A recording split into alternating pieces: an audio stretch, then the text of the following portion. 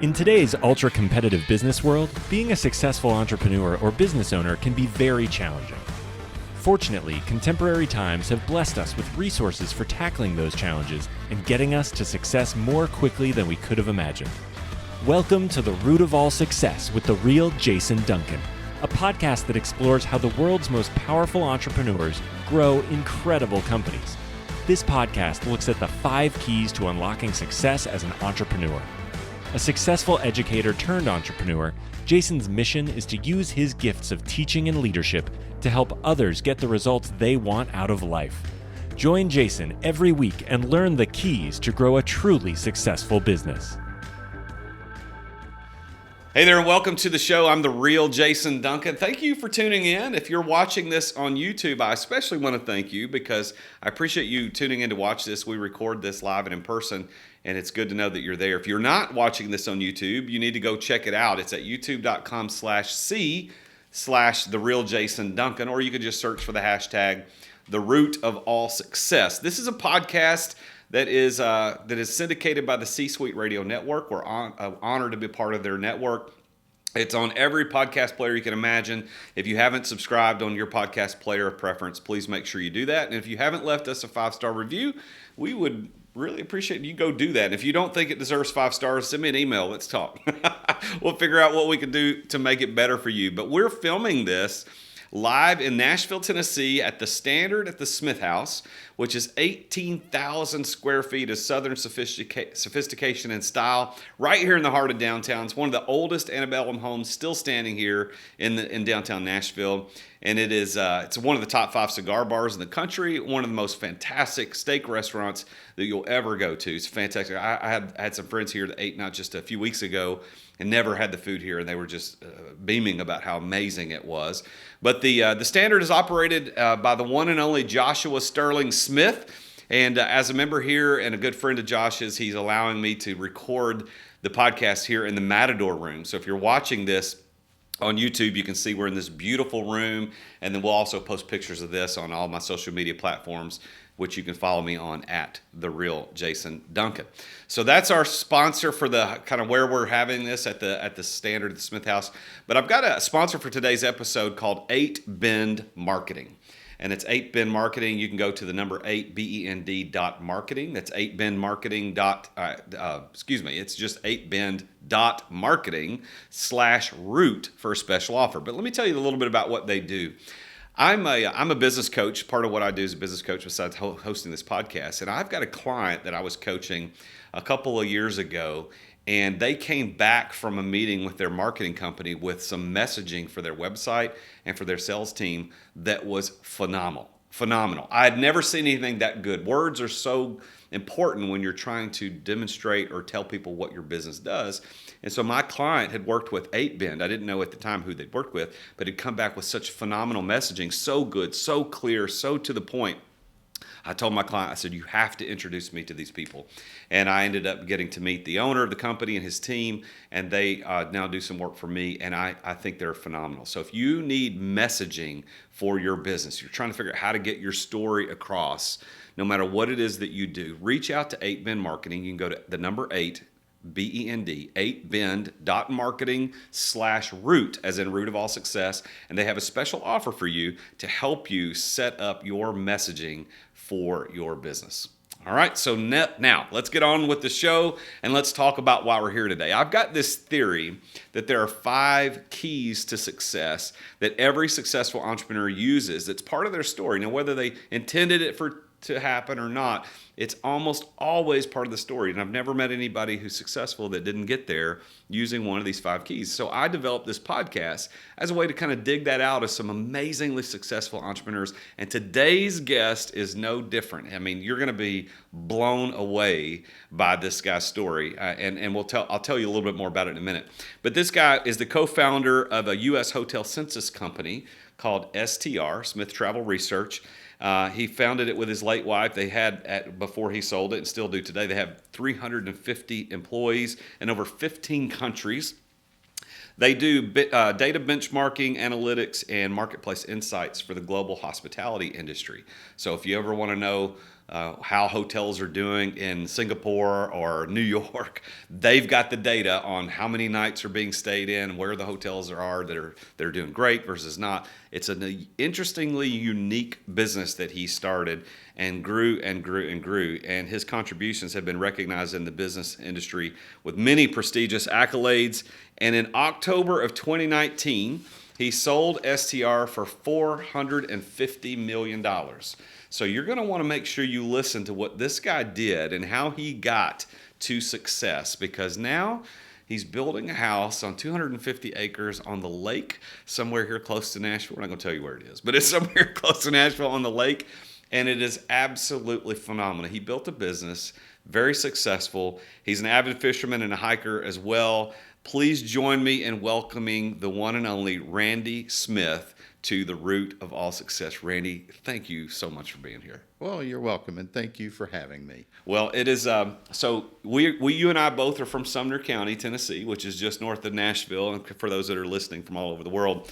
And your business, STR, has, we were just talking about this pre-show, gorgeous building sitting right there kind of between Hendersonville and Gallatin, and I never knew what it was. It just said STR. It had no description, but after I learned what it was, I was very impressed. And up till today, when you walked in here, I'd never met you, but I'd heard so many good things about you. So tell the listeners how you started STR. Like, that's such a weird and unique thing. How did that get started? It was a very small niche, but it was, my wife and I lived in Florida.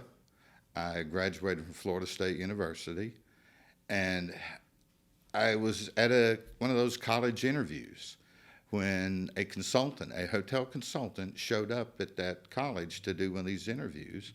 And she met me, and we got to know each other, and she said I had the perfect spot for me.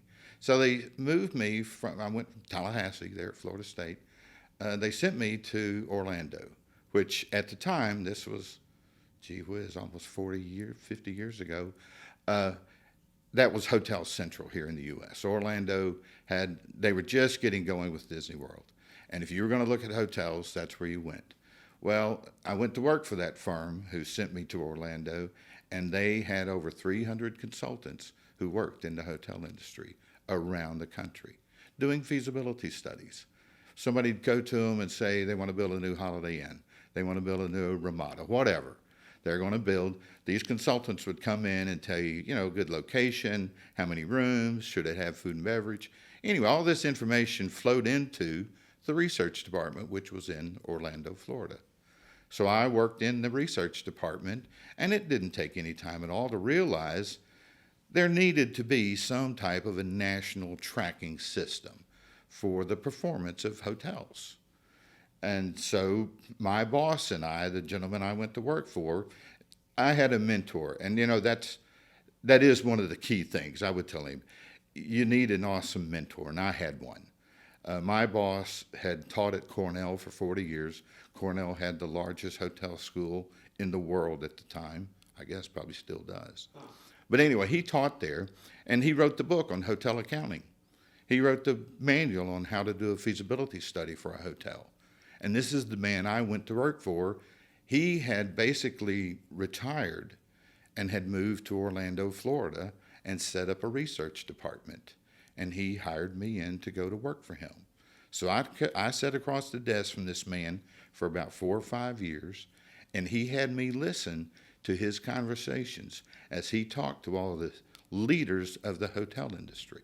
Because that firm, Laventhal and Horwath, they died in 1995, I guess, from the accounting side. But the consulting side was doing really well. But anyway, John Assure brought me in under his wing, and he had me sit there and learn about the hotel industry. He poured everything into me. He had spent an entire career in the industry.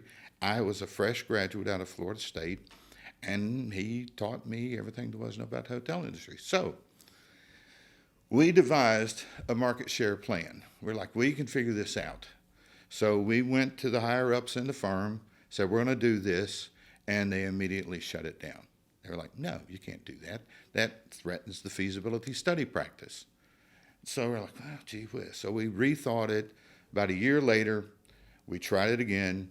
We're like, this time we went ahead and sent a letter out to all the major hotel companies saying we're trying to create a national database and track the performance of this industry. Would you be interested? And what year was this? This would have been in 82. So you didn't email them. No, we did not do an email. We sent letters. We sent actual. You wrote a hard letter letters. on a typewriter, probably. Oh yeah. Well, we had a Word there was processor. word processors. Yeah. We had those brand new word processors, and we sent. It was 50 letters. We got an address thing from the Hotel Association that listed the top 50 hotel brands in the U.S. Now, as consultants and accountants, the accounting firm audited numerous hotel companies. They audited Marriott, Hilton, several of them. And so that was part of our problem. We didn't realize. So we sent a letter to Marriott. Would you participate in this? Well, of course, the Marriott guy then calls the partner at the local Lavatton and Horwath office. What is this I've just received from your corporate office? Anyway, we got the partners in all the different offices extremely upset with us because we did not go through the proper channels. So that was effort number 2. We then thought about it for another year. Like, we can make this thing work. And who's we? You Me and my boss. Okay, Me and my boss. okay, It's gotcha. just me and him sitting down there in Florida. There was no practice office there.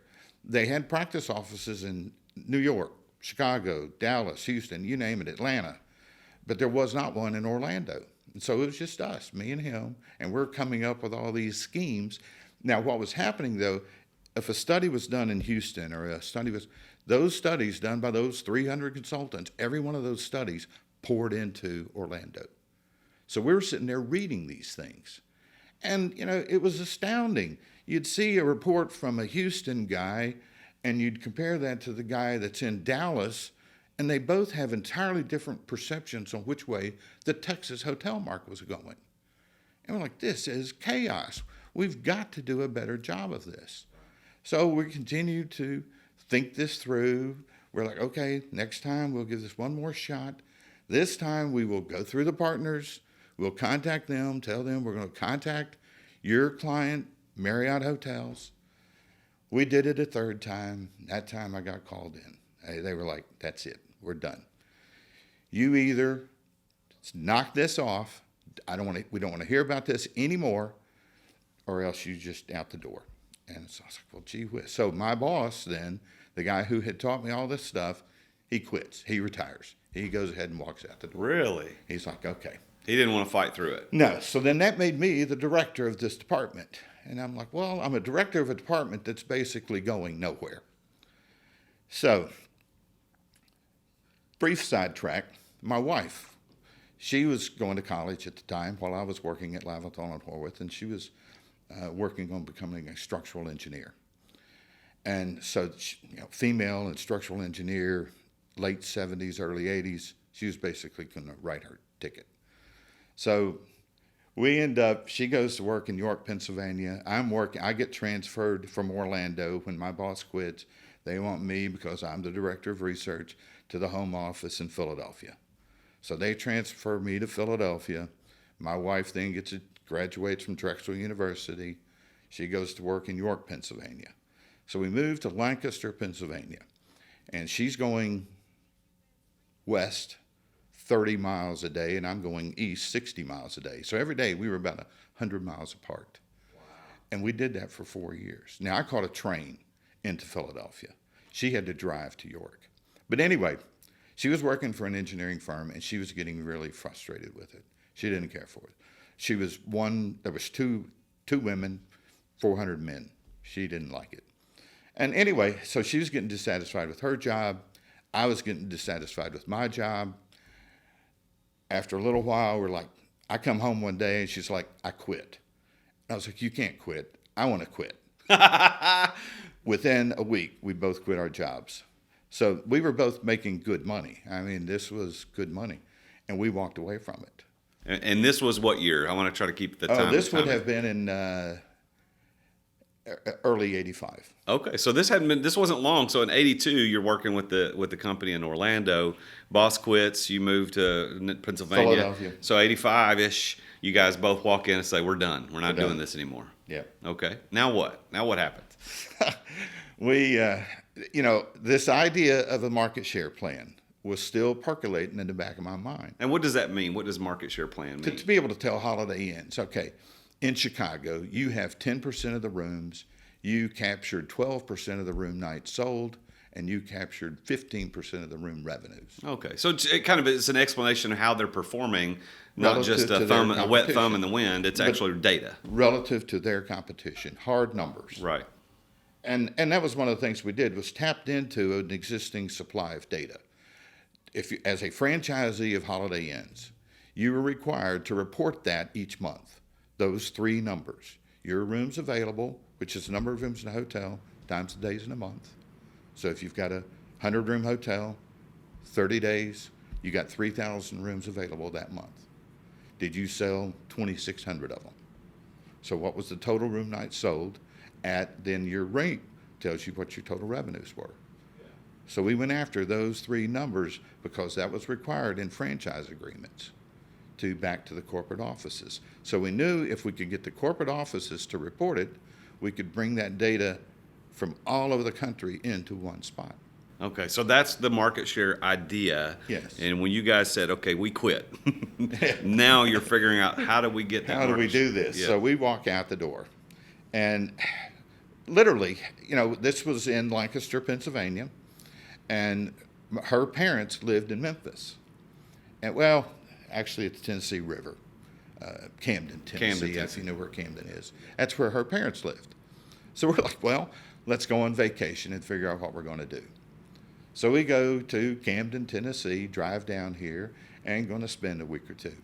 Now, while I'm driving, right before I left, I got a very good job offer from a company in Southern California who had known the work I had been doing at Laventhal and Horwath. It was one of their big competitors. And they were offering me a job. They were like, heard you'd left your job, we'll hire you. We're in Southern California. And we will give your wife a good job with the Irvine Company, which is a very big, impressive company at the time.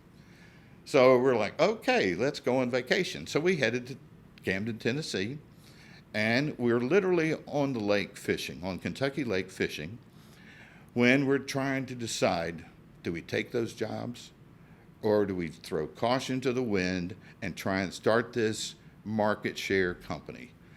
And can I guess where you did? yeah.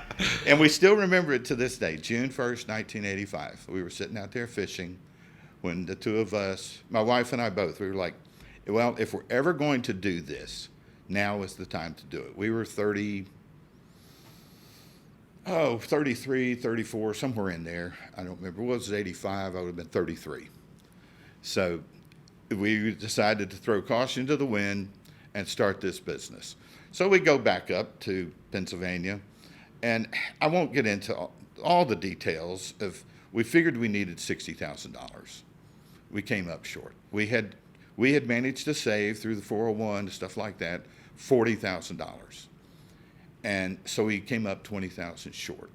Well, how the details of that happened, but we ended up borrowing 10,000 from my dad and 10,000 from my wife's dad. And that got us our $60,000. Wow. We went out with that $60,000 and bought 2 PCs, a plotter, and a printer, and it cost us $34,000. What you could buy today for $1,500 cost us $30,000. They went half of our money for these 2 computers, Compacts, 386s. One was a 386, one was a 286. Anyway, we were one of the very first companies, didn't realize it at the time. PCs were still quite baffling to people. I had worked with a lot of data at Laventhal and Horwath, but it was all in a timeshare environment, which you logged into a remote computer that belonged to typically some big bank that sold time on that thing. Yeah. So it was a timeshare. So you interacted with computers, but you didn't have a computer sitting on your desk. Nobody had that. But we got to literally thinking, how many characters would it take to key in a name and an address, number of rooms, some basic information about hotels, and key that in, and how big of a hard drive did these things have? One had all the way up to 70 megs of hard data you can actually put into this thing. And we're like, that will hold a U.S. Census database. So we buy this equipment. My wife and I literally drive around Lancaster. Then we drove around Philadelphia, Harrisburg, all around the area. She'd pull up. I'd walk into the lobby, grab a directory of hotels for that brand. Days Inn, Ramada, Holiday Inns, you name it. We would take those directories back home, and we'd sit down at those computers and start creating that database. We would key in name and address. And we did that. It took us working relentless. I mean, it was relentless. We were working we would getting up at 6 in the morning, and we were going to bed at midnight at night, correcting keys. We'd spend all day long. And we did that for a year. And this is in 1985. You bought a $35,000 computer system, and you're actually walking in and picking up physical copies of things just to put it into a computer system. And did you name the company at that time, or you were just working? You didn't even name it? At the time, we had decided we're going to, from the fishing trip, so we go back home, and the first thing, okay, we're going to start a business. Well, what do you do? We didn't know. I'd never started one before. Somebody had said, we knew that. You had to go to an attorney and have him file some paperwork. File it with the state, get your name registered. We knew that much. That's all you knew. Yeah. So we went to an attorney and say, we want to create this company, Smith Travel Research. So you did have that name to begin with? We did have that name. I've both regretted and anyway, that was the name we chose. Right. Smith Travel Research. Well, I see, and I've only known it as STR for the first, 10 years. Yes. I knew it existed. I didn't know what STR stood for. Yeah, we went through a whole corporate renaming and redefined it as STR. And so today, though, STR it's still under the brand STR, but it was purchased by another company. By right? CoStar. CoStar, which I think the real estate folks are going to know that name because they do a lot of the real estate and CoStar has been an excellent buyer. Yeah. I talked to my former employees, their current employees, and I talk to them often. And as one of them said, hey, I used to work for a rich eccentric guy, and I still work for a rich eccentric guy. Just a different one. Just a different one. So we got this story. So let me kind of summarize. So you've got you and your wife sitting on a fishing boat in Camden, Tennessee, in Kentucky Lake. We're quitting our jobs. We're going to start this company. Let's go. Let's pull our money together. You got 40 from the 401ks or your retirements, 10 from one parent, 10 from another, or whatever. And now you got your money. You get the database. You're hustling 12, 15 hours a day getting this thing put together, and you've got a company. So how did it go from that to actual making money? Like, how did you make money with that data? Somewhere along the line. Now, that's one of the things I definitely attribute my success to is I read a lot. I started subscribing to the Wall Street Journal when I was 17 years old. I remember when it was one section. I mean, I go back a long time reading Financial World. I got a degree in finance. And somewhere in all of that, I had read somewhere that probably the single most profitable thing you do is create a newsletter. I was like, a newsletter. They were like, you get lots of subscribers, and it doesn't cost you anything to produce it, just printing cost. So we're like, okay, so we need to take this census database, that we've got this database, and let's start publishing a newsletter based on it. Then we could say how many hotels were in New York, and here's how they broke down. How many hotels were in Tennessee, and here's how no performance data at this point, just basic census data. Yeah. How many were there? Where were they? We could draw you a map. That plotter we bought, you could draw a map of where the hotels were located. And so we started this newsletter. Well, we hadn't put out 2 or 3 of them till the guys at Holiday Inns gave me a call. Remembered me from trying to get that market share program, and they're like, you realize if you could get the data you need from us, and with that census database, you're just a step away from market share. And I was like, Yes. And so I do think that would work, but I could not get that off the ground with Lavathon and Horwath. What on earth makes me think I can get this off the ground with me and my wife? And the guys were in, at that point, Memphis. My mom lived in Memphis. And so they were like, come on down and let's talk. And I was like, what the heck? It was at Christmas. I was like, I'll come on down and talk to you guys. I meant to go down for one day, visit with my mom, and drop in. I ended up spending almost 4 days there talking to the Holiday Inn guys about what they wanted in the way of a market share program. And now Holiday Inn was based in Memphis, like corporate. That's where it started, Yes. right? Yeah. Yeah, that's right. Yeah, that was their corporate Good office. Tennessee company. Yeah.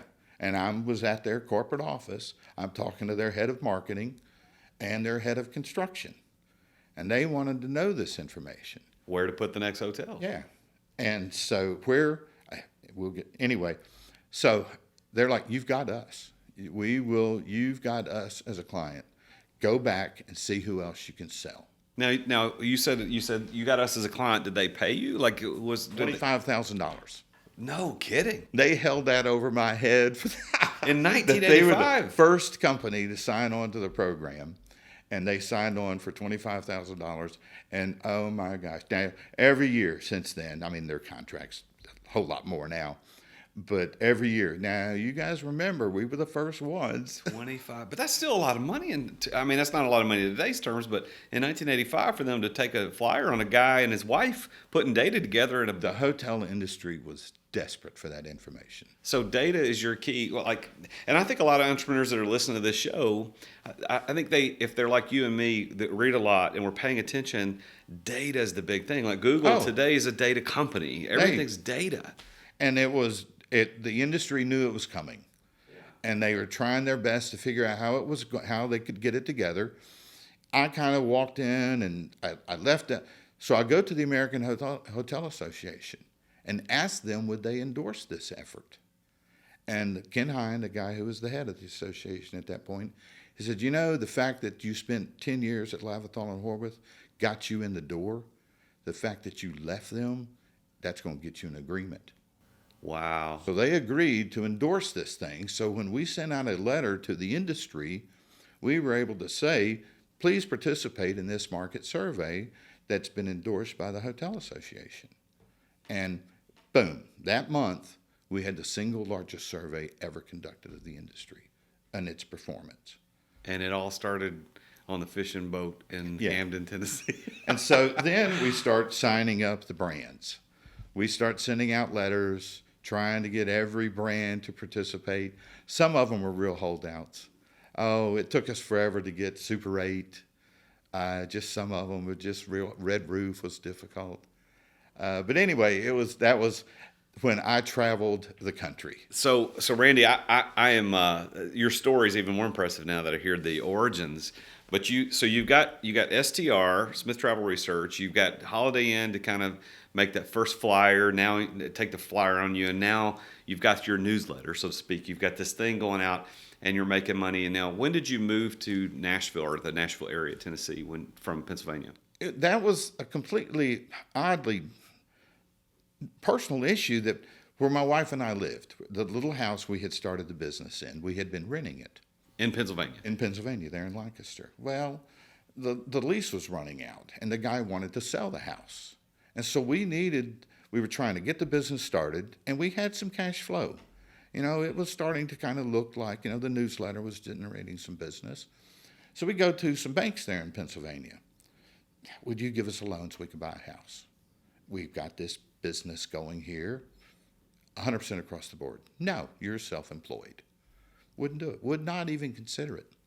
My wife wants to fly down here to Nashville to go over to see her mom in Camden. She flies to Nashville, and I was like, why are you there? Walk into a bank. See what they'll say if we want to get a mortgage. The first bank she walked into, and it was one of the branches, and she asked the guy, would they give us a mortgage? Well, so he, have her sit down, and she was like, now, mind you, we're self-employed. And he looked right at her and says, ma'am, this is Music City. If we didn't deal with self-employed people, we would be out of business. And she was like, so we never connected. Oh, my gosh, everybody in the music business is self-employed. That's right. And so we're like, they would give us a mortgage. So literally, we packed up everything in a Chrysler minivan, and we drove from Pennsylvania down here and purchased a house. And we had to have one that had office space over a garage, and that's what we moved STR into. And it was in that house for about 2 years when the neighbors started complaining about all the UPS. And see, now this was before the internet. So moving data was, we're shipping discs all over the place, printing out hard copies. By the time the internet really got going, there was a point there where we were going through 30 cases, and I mean cases, not reams, 30 cases of paper a month. Oh my goodness. I mean, we were going through, it's printing these reports, shipping on off. FedEx loved us. I mean, we would ship FedEx cases of paper. We would ship 3 of those to Quality Inns. 3 of those goes to Marriott. I mean, we were going through trees. We all felt bad about it. So yeah, well, there was nothing you could do. I mean, that's how you had to do business. We were one of the first adopters of moving data over the internet. That there has to be a better way to move this stuff. So we started at the very beginning, trying to adopt everything we could to move data. So you've built, you and your wife, your late wife, has built an amazingly successful, profitable company just out of sheer, like, you knew there was an opportunity in this marketplace, and you built it. And not only did you build it, but you guys are doing so much revenue, and then to sell it to a huge company like CoStar. Was that part of your plan? Did you think, hey, one day I'm going to sell it to this huge company, or Never. what?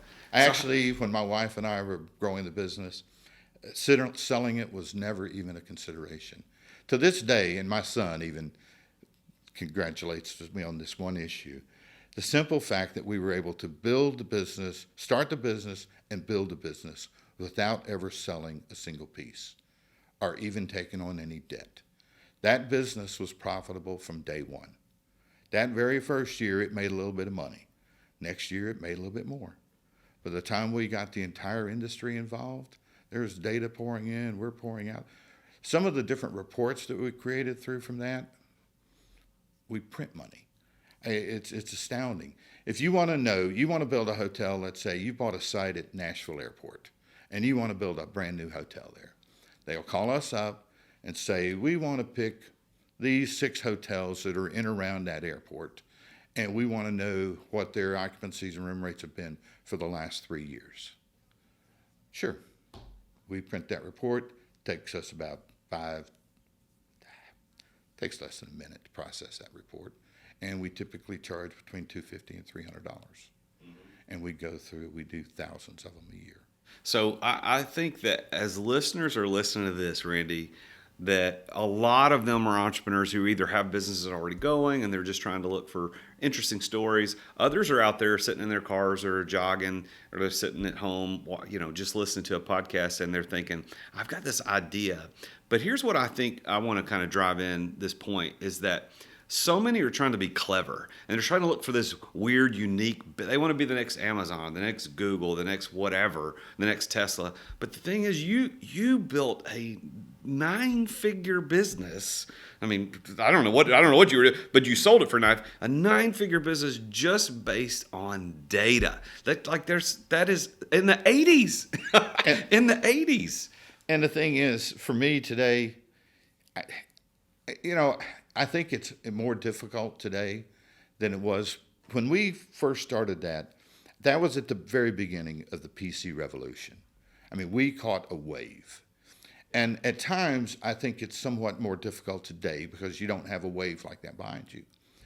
But at the same time, everywhere I look, I see opportunities to process this, to look at this. What we do for the hotel industry, there's very few other industries out there that do it. There is industries across this world that could desperately use market share data, and nobody's doing it for them. So your boss at the firm who quit, is he still with us today? No, he passed away years ago. Right after he retired, a few years after that, Laventhal and Horwath, the firm went under. So he lost his retirement. I mean, he had a really nice retirement, and he lost the whole thing. he comes to work for me. The fact that I'm now his boss, I think was lost on him the entire time that he worked for me.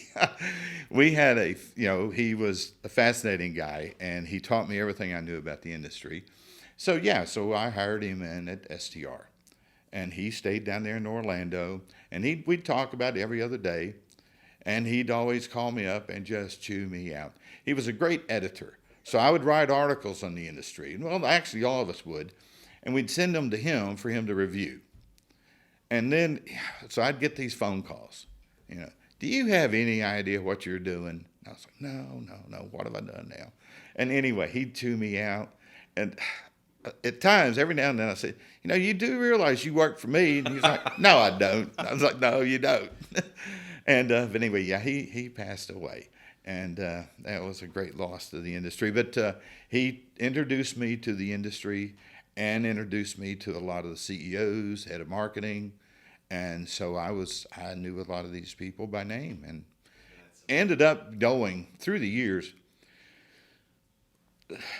One of the odd things that we ended up doing was the hotel industry was clearly going global. Marriott was building hotels in Europe, Asia. I knew the CEO, Arne Sorensen, who just passed away. That was a terrible loss. He's told some of the funniest stories. He was visiting their property in Tokyo, Japan. And we're like, yeah, okay, yeah. And he goes, yeah, the 57th and 58th floors flooded. What do you mean? Well, it was apparently they'd had an earthquake, and it cracked the swimming pools that were on the roof. So wow. Those floors flooded that were beneath the swimming pools. And we're like, okay, that was a different problem that you normally expect. And he was like, yeah, we had not expected that. They had some artwork. Anyway, Arnie had some fascinating stories. But the hotel industry started going global. So they're like, STR, what you do for us here in the U.S., we need it in the U.K., we need it in Germany, we need it around the world. And that's when the fun began. Because we had gone into Canada. We were doing Canada, we were covering Canada, and we were covering Mexico and the Caribbean. So we were covering those. In the North American feed that we would get from the brands, it typically covered those properties. But it typically did not cover the ones they had in Europe or Asia or anywhere else. That's a different company within the brands. So we would have to talk to an entirely different department. The global struggles were that, to a large extent, the fact that we had succeeded at going global and doing that, some of the struggles that we had in doing that were, but that was big part of what CoStar was after when they purchased us, was the fact that we had succeeded globally where just about everybody else had failed. Well, that's your story. I mean, the grit and determination that you and your wife had originally to go out and drive hotel to hotel and get that data, you use the same grit and determination to go out into the rest of the world and pick up that data from any places in Europe and Asia. And that's fantastic. Even at me, I thought that was somewhat audacious of us to go to a hotel in London. Would you send your data over here to this little company in Hendersonville, Tennessee? Well, what would you say is your definition of success? In your own words, how would you define conceptually the word success? Just being comfortable with who you are and what you're doing. I see people all the time who aren't comfortable, don't like what they're doing. And, if you're comfortable and you enjoy what you're doing, I think you're a successful person. So do you consider yourself successful? Oh, at this point, if I can't say I'm a successful person, then I have really screwed up somewhere badly. I think the president of my company, Amanda, that's what she said. When she gets older, she wants to live the life that Randy Smith has. Yeah. Because now I had to sign a 5-year non-compete with CoStar when I walked out the door. So I cannot do anything remotely involved in benchmarking, hotels, anything. So I basically walked away from the industry. And they didn't need to do that because I was ready to walk away. I had spent my entire professional career, literally, I had started with United Inns in Memphis, Tennessee as a payroll clerk when I was 17 years old. That's when I started getting the Wall Street Journal. And I had been working at a desk that entire time up until 18 months ago. Wow. When I sold out. And at that point, I was like, I've had enough. Well, I think all entrepreneurs who listen to this podcast and around the world, they all want to experience the life of Randy Smith too.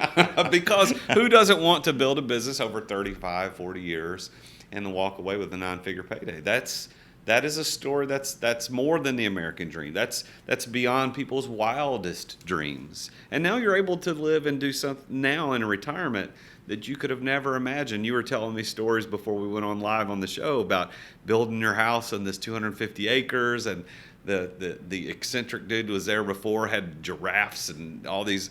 Like you are. This is amazing, Randy. I hope that you know how blessed that you are. Oh, when I'm out there on that 250 acres, walking around, hiking out there, me and my little dog, I every day, I have been very fortunate.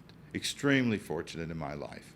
Well, I think that, part of this concept of the root of all success is I believe there are 5 keys to success. And the first is passion.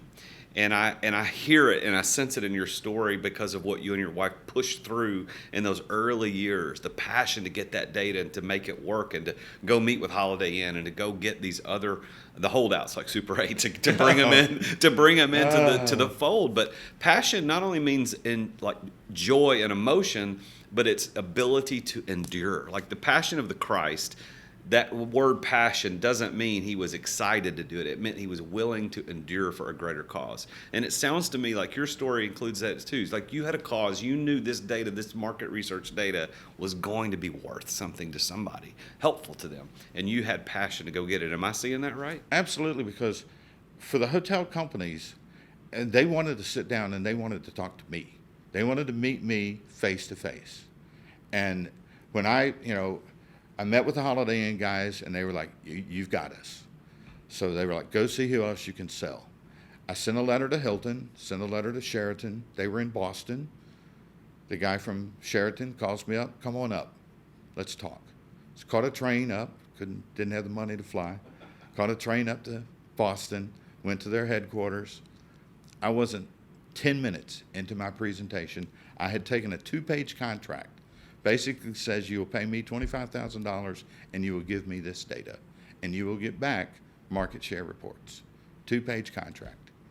I wasn't 10 minutes of that presentation until that guy reached over, grabbed that contract, flipped it over, and signed. I knew right then I could sell that to the hotel industry. It is. And they felt the passion. Well, this was something that this guy could pull off. So you got passion is kind of that first thing that I think is the key to success, and it shows up in your story. The second is being in the right place at the right time. And you being in Orlando, I think with your former boss, the guy that you worked for, that not only was the right place, right time, but also maybe the right person that you needed to know to get this thing launched. Is that true? Oh, absolutely. He was at the end of his career, and I was at the very beginning of mine, and we came together and made a terrific team. And in terms of the timing of the whole thing, that we've talked about, my wife and I talked about that often, that the PC revolution was starting, and that was huge for us. We could provide these reports to those brands at a fraction of the cost that we could have under a timeshare environment. And so the cost of processing data had just collapsed, and we were right there in a position at the time to capitalize on that. Right place, right time. And I tell you that concept, what you experience, right place, right time with the PC revolution, every successful entrepreneur, and I think the people listening to the show right now need to know, are you putting yourself in the right place? There's some things you aren't in control of, like where you live, where you live you're in control of, but the timing that you live in, like living right now in the 20s. Like this is a time that there's things happen. You got to pay attention to that. The fourth P is preparation, and it sounds to me like you working with that firm really prepared you for this. I had been perfectly trained to do exactly what I ended up doing. Yeah. And what that book, Outliers. I don't know if you've Malcolm Gladwell. Yeah. Yes. And anyway, yeah, I put in all my time and effort. 10,000 hours. 10,000 hours. I put those in. Between my wife and I, we easily put that in. And then, and that, you mentioned that earlier. did we build it in order to sell it? We had never even considered selling the business. I had never thought about it, and I did not even think about it until about 2 years ago. My wife passed away 5 years ago. And when my wife passed away, I tell myself I'm still ready to go. We built this business and I can keep this going. But I realized after a while I had lost it.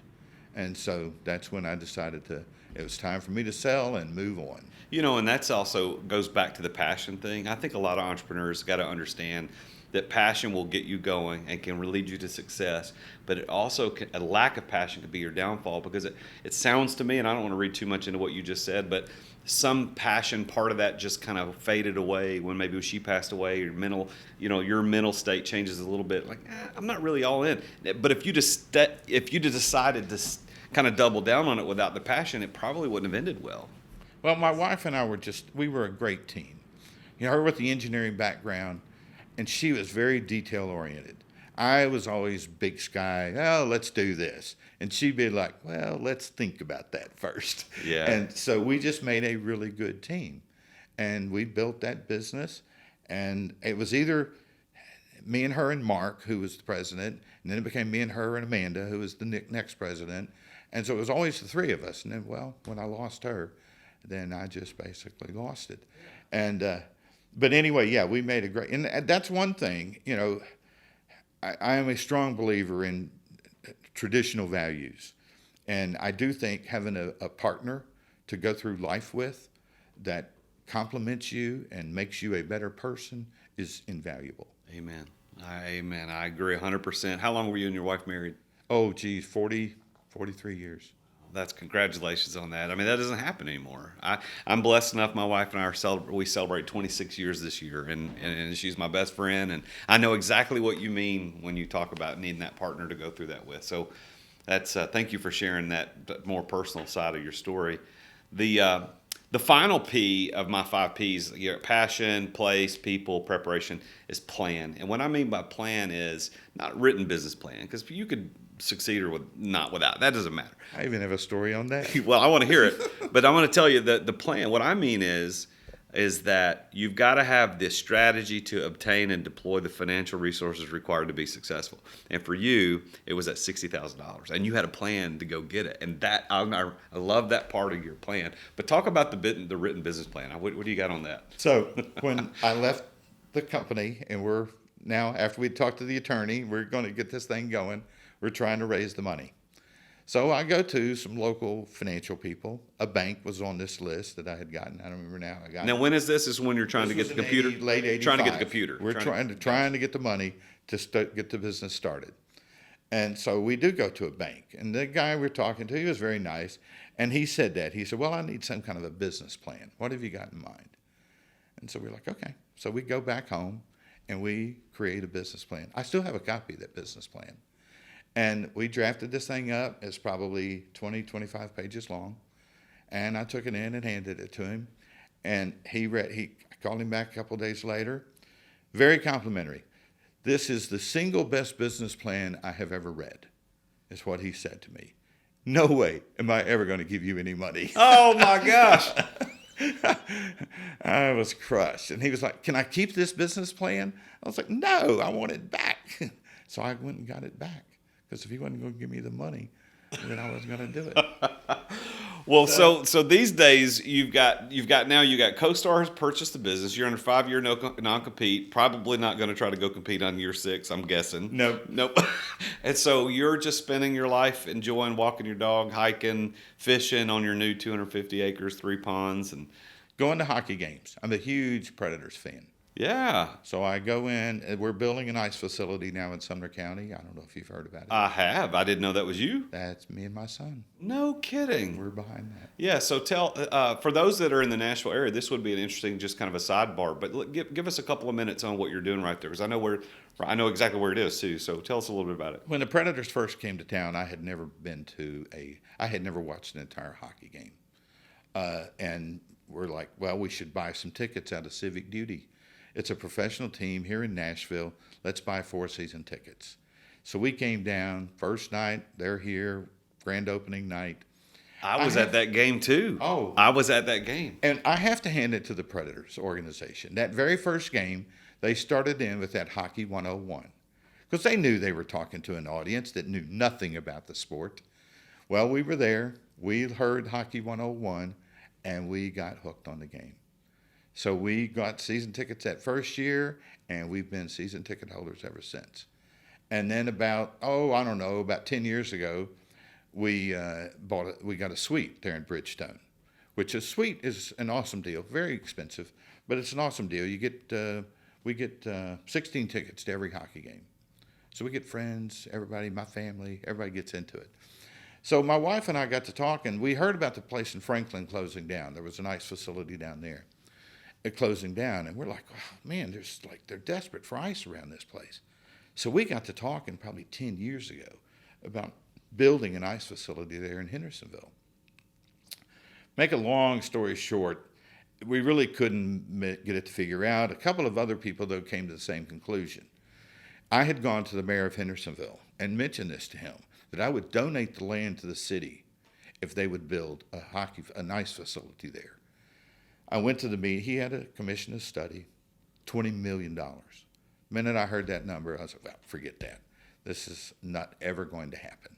So that, as far as I was concerned, that was the end of it.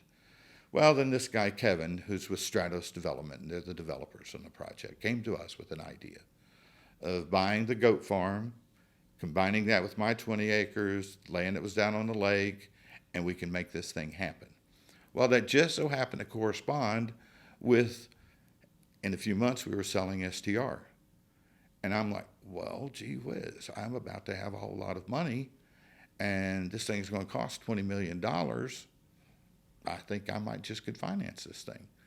So me and my son went together with Kevin, and we created Old Hickory Hockey, LLC, and that is the entity that we're going to use to develop that area. That is a phenomenal. It's the last remaining tract of land between Hendersonville and Gallatin that is not developed. And we're going to put a nice facility right there, along with restaurants and a hotel and a few other things. And so, yeah, my son and I, who, when my wife passed away, basically in her will, my son got her half, I got my half. So my son and I are now partners in just about everything. So we're going together and doing this. Well, that is ice facility. I didn't know the whole story, but I knew about it, and I'll tell you how I knew about it. So I was a member of the class of the first class of Leadership Gallatin, which is a city in Sumner County, the seat of Sumner County, and I was part of the seat or the first class, and I guess it was last year before last. I can't remember my time. COVID completely erased my ability to remember what year things happened. I can imagine what the hotel industry did, but one of the things that we did as part of our class project was talk about signage in and out of Gallatin. And my piece of my sign, the one with my little group, was at the land right there at Shoot Lane. And my thing was, whoever's doing that, you need to tell them to put a really nice "Welcome to Gallatin" sign in the front, because that's we can do that. Yeah, there you go. That's the new city. Well, that's the city limits. We're going to have to widen the Chutes Lane right there. Oh yeah, from Jack Anderson down. So as we finish up our conversation here today, there's a lot of entrepreneurs that haven't started yet, or they're just getting started. And if they're sitting here listening to this show, The Root of All Success, and they've got me, who's the host, and they got you, who just sold a business for 9 figures, almost $500 million. What one or two pieces of advice would you give them about getting started? Getting started is hands down the hardest part.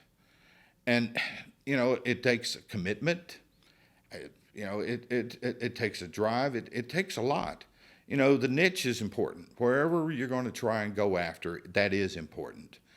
But often it's not anywhere near as important as all the commitment and drive that it takes to get there. You can have the best idea in the world, but unless you're really committed to it, it just is not going to happen. But the biggest thing I would tell people today, and actually it's something I've said all along throughout my career, when I sit down with students, I've talked to a lot of students through the years, just pay attention to what's going on around you. Just look. I've made a lot of money, used to. I'm out of it now, but I made a lot of money in the stock market. I made a lot of money.